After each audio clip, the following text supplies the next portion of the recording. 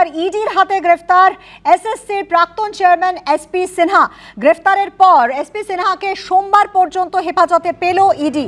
সোমবার প্রেসিডেন্সি জেলে গিয়ে জেরার পর এসপি সিনহাকে শোন অ্যারেস্ট ইডির। নিয়োগ দুর্নীতিকাণ্ডে সরাসরি যুক্ত এসপি সিনহা, এমনটাই ইডি সূত্রে দাবি করা হয়েছে। আবার জানাই, ইডির হাতে এবার গ্রেফতার এসএসসির প্রাক্তন চেয়ারম্যান এসপি সিনহা। গ্রেফতারের পর এসপি সিনহাকে সোমবার পর্যন্ত হেফাজতে পেল ইডি। সোমবার প্রেসিডেন্সি জেলে গিয়ে জেরার পর এসপি সিনহাকে শোন অ্যারেস্ট ইডির। কথা বলবো আমাদের প্রতিনিধি সুকান্ত মুখোপাধ্যায়ের সঙ্গে।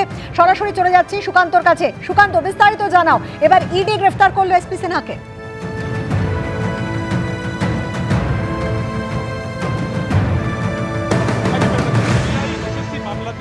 এসএসসি প্রাক্তন চেয়ারম্যান শান্তিপ্রসাদ সিনহাকে 2022 সালে গ্রেফতার করেছিল এবং আপাতত সে কিন্তু জেল হেফাজতে রয়েছে। এবং এসপি সিনহা, যিনি এসএসসি প্রাক্তন চেয়ারম্যান ছাড়াও যেটা অভিযোগ যে একটি অ্যাডভাইজারি কমিটি যারা মূলত রিক্রুটমেন্ট বা নিয়োগ করত শিক্ষক নিয়োগের ক্ষেত্রে, সেক্ষেত্রে বিপুল পরিমাণ দুর্নীতি করা হয়েছিল টাকার বিনিময়। আমরা দেখেছি যে এসপি সিনহার নামে এর আগেও একাধিকবার কিন্তু সিবিআই তরফে চার্জশিট দেওয়া হয়েছে এবং তাকে গ্রেফতারের পরে অবশেষে প্রায় 2 বছরের মাথায় আরও একটি সেন্ট্রাল এজেন্সি ইডির তরফে আজকে তাকে সোমবার পর্যন্ত নিজেদের কাস্টাডিতে পেলেন। এসএসসি মামলাতে এই প্রথম ইডি তাকে নিজেদের কাস্টাডিতে পেল। সোমবার দিনকে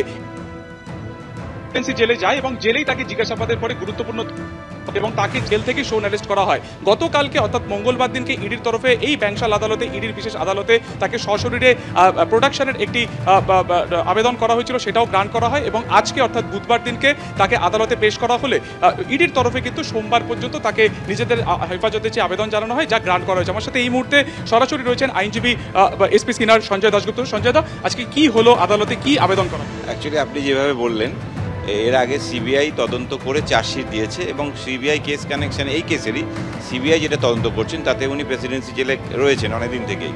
এবং যেটা আজকে আমরা বলেছি যখন প্রোডাকশনের জন্য এলো এবং ওরা যেটা কাস্টাডি চাইলো ইডি, তখন আমরা বলেছি যে মূল যে তদন্ত যেটা সিবিআই করছে সেটা তো হয়ে গেছে, হয়ে চার্জশিট জমা পড়ে গেছে। তো সেই ক্ষেত্রে ফার্দার ডিটেনশনের কোনো প্রয়োজনই নেই এবং সেইটার জন্য আমরা জামিনের আবেদনও করেছি ওই গ্রাউন্ডে। এবং কোর্টও তখন সেখানে কিছুটা ওদের ওপর উষ্মাও পোষণ করেছেন। কোর্ট বলেছেন যে আপনারা কাস্টাডি ওনাকে দেখতে চান বলে কাস্টাডি চাইছেন।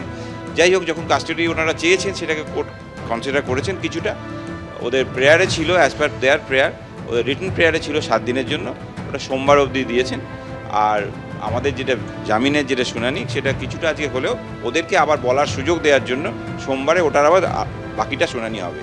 তথ্য এমন পাওয়া গেল যে 2 বছরের মাথায় ইডিকে নিজেদের কাস্টাডিতে চাই। এটা রিমান্ড প্রেয়ার, সেখানে ওরা যে কথাটা বলছে, ওরা যে সব টাকা পয়সা মানে যেসব মানি লন্ডারিংয়ের কথা বলছে যে পার্টটা, সেই এপিসোডটা কিন্তু নতুন নয়।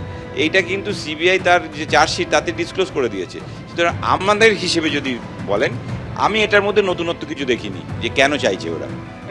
সোমবার পর্যন্ত শান্তিপ্রসাদ সিনহা তাকে কিন্তু ইডি নিজেদের কাস্টাডিতে পেল। কিছুক্ষণ আগেই এই যে তুমি দেখতে পাচ্ছ সিটি সেশন কোর্টে ইডি বিশেষ আদালতে তাকে সশরীরে আজকে আনা হয় প্রেসিডেন্সি জেল থেকে এসপি সিনহাকে। এবং যেটা ইডির তরফে যা দাবি করা হয়েছে যে তাকে জিজ্ঞাসাবাদ করে এই শিক্ষক নিয়োগ দুর্নীতি মামলাতে, বিশেষ করে এসএসসির যে RC3 এবং RC4 এর যে কেস রয়েছে, অর্থাৎ 9, 10, 11, 12, এই প্রত্যেকটি শ্রেণীর ক্ষেত্রে শিক্ষক নিয়োগের ক্ষেত্রে তার একটা বড়সড় ভূমিকা রয়েছে। বেআইনিভাবে টাকা লেনদেনের মারফত তাকে এই সব শিক্ষক নিয়োগ করা হয়েছে। প্রায় 1.5 বছর পর আমরা দেখলাম যে আরেকটি কেন্দ্রীয় সংস্থা, কেন্দ্রীয় এজেন্সি ইডি এবার এসপি সিনহাকে গ্রেফতার করলো। অনেক ধন্যবাদ সুকান্ত তোমাকে।